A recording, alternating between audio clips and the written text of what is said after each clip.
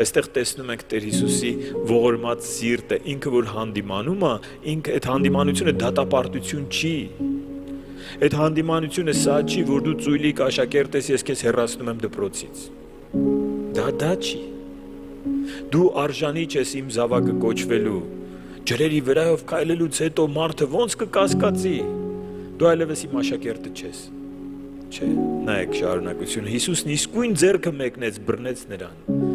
Իսկույն ձեռքը մեկնեց, եթե քո հավատքը այսօր տկար է,